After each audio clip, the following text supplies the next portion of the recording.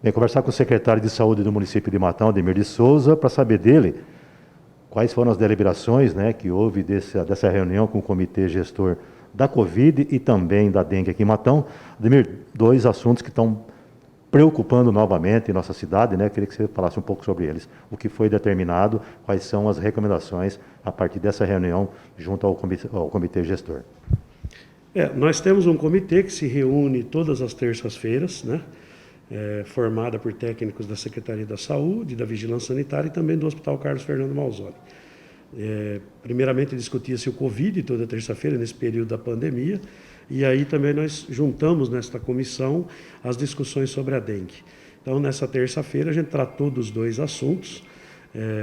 Primeiro porque a gente encerrou o serviço de nebulização veicular, nós passamos por todas as regiões da cidade, e esse comitê discutindo, nós vamos continuar com as ações da nebulização de casa em casa, porque essa não passou em todas as casas, né? Então nós vamos continuar fazendo a nebulização de casa em casa, principalmente nas regiões que eventualmente tenham uma maior evidência de dengue.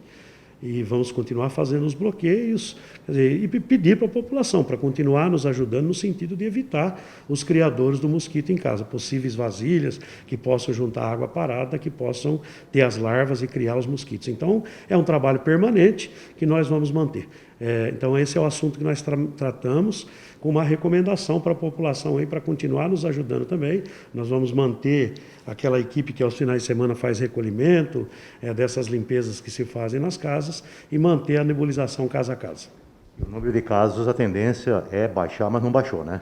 Nós estamos numa estabilidade, na verdade, né, Esteves? No começo de abril, a gente tinha 555 casos. Na última segunda-feira estávamos com 1.600 e alguma coisa, 1.630, se eu não estiver equivocado. Então é um número bastante crescente, né? Mas, meados do mês de maio, nós tínhamos aí uma média de 70 a 80 casos confirmados por dia. Na última semana, a média foi de 30 a 35 casos por dia. Então, você ainda continua tendo casos, mas numa estabilização, com uma tendência, uma leve tendência de queda. O que a gente espera é que no próximo período, com a chegada do inverno, também haja uma mudança concreta nisso e a gente possa ter uma redução favorável dos casos de dengue. Relacionado à dengue, qual é a recomendação para quem tiver com sintomas? Ir ao pronto-socorro não é a medida mais acertada, sim, ir nas unidades básicas de saúde, né? Exatamente. O pronto-socorro tem que servir para urgência e emergência, né? As pessoas precisam se habituar nessa questão. Então, à noite, quando você não tem nenhuma unidade aberta, se a situação for de fato grave, aí você deve procurar o pronto-socorro. Mas à medida que você puder ir nas unidades básicas de saúde, é mais importante, é mais interessante, para que a gente possa deixar o pronto-socorro fazer o trabalho dele de urgência e emergência. Nós temos as nossas unidades que funcionam até às 5 horas da tarde.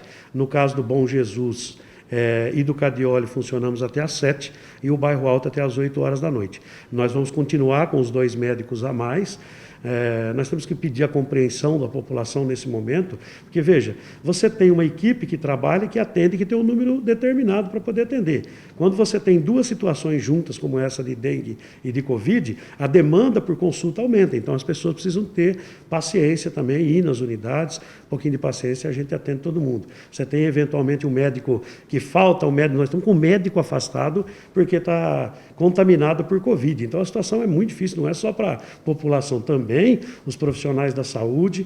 A gente está sentindo isso, essa questão da Covid, ampliando de novo o número de pessoas contaminadas, e isso também complica o atendimento. Então, pedir para a população, vamos procurar as unidades e ter um pouco de paciência, porque o momento é de bastante exigência de paciência por conta da gravidade.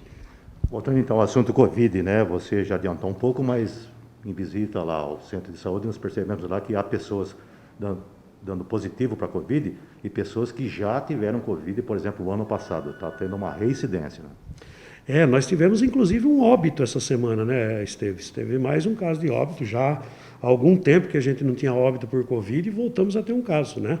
Então, a gente vê, é o que a gente falou durante todo o tempo da pandemia. A vacina, ela é importante. Está mais do que comprovado que os efeitos da vacina foram importantes nesse processo. Por quê? Que ele os sintomas da doença de quem é contaminado, eles são menos gravosos. Por quê? Por conta do efeito da vacina. Hoje nós temos mais de 90% da população com o ciclo vacinal completo. Ele foi importante? Importante. Ele é importante se a pessoa for contaminada? Ele é importante, porque ele deixa menos grave as consequências da doença. Agora, a vacina não cura a doença. Ela não é cura para a doença. A doença existe e a doença se espalha. E como é que ela se espalha? Pelo contato pessoal. Diferente da dengue, que precisa do mosquito, a Covid é aglomeração de pessoas juntos em salas, em ambientes fechados.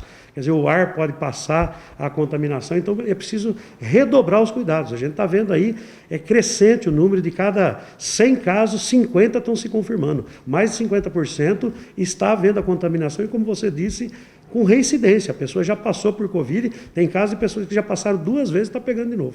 Ainda sobre Covid, Ademir, tem essa polêmica agora envolvendo a obrigatoriedade do uso da máscara. Alguns municípios já adotaram essa medida e outros não. Como é que fica essa questão aqui em Matão? Pois é, nós estávamos ontem na reunião do comitê, por volta das 2 horas da tarde, que acontece toda terça-feira, e na conversa o que a gente achou interessante, e foi essa a deliberação do comitê, para que a gente fizesse a recomendação do uso da máscara. Né? Nós resolvemos não tomar nenhuma medida no sentido agora de exigir o uso da máscara, mas é evidente com acompanhamento até a semana que vem, na próxima reunião, uma avaliação disso. Agora, está claro, né? A gente sabe que a asepsia das mãos com álcool e o uso da máscara durante o tempo em que ele foi obrigatório, ele contribuiu para que a gente tivesse menos pessoas contaminadas. Então, a nossa decisão, por enquanto, é uma decisão com muita tranquilidade e serenidade no sentido de recomendar, principalmente nos locais onde se tem reuniões fechadas, eventos fechados, e, se puder, evitar aglomeração. Evitar aglomeração porque a contaminação está muito grande, está muito rápida. Então, o que a gente quer evitar é o pior. É o quê? Evitar gente internada, gente na UTI. Então, é uma recomendação. Vamos cuidar, gente. Vamos se cuidar, que é importante. O Estado, né, a Secretaria Estadual de Saúde deixou a cargo dos municípios tomar essa decisão, é isso?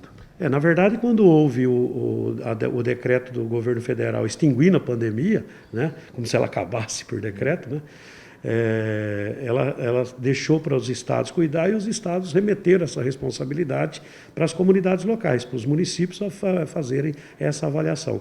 Nós temos, graças a Deus, 90% da população vacinada e temos uma situação ainda, eu não diria de tranquilidade, mas ainda que a gente possa suportar. Administrável, né? Mas então a gente está pedindo que a recomendação é essa, que use, para que a gente não tenha que tomar uma medida mais drástica, né? Até porque é ruim, toda medida drástica imposta não é boa. Então vamos pedir a colaboração da população no sentido de usar máscara, de evitar aglomeração, para que a gente não tenha que ter medidas mais amargas.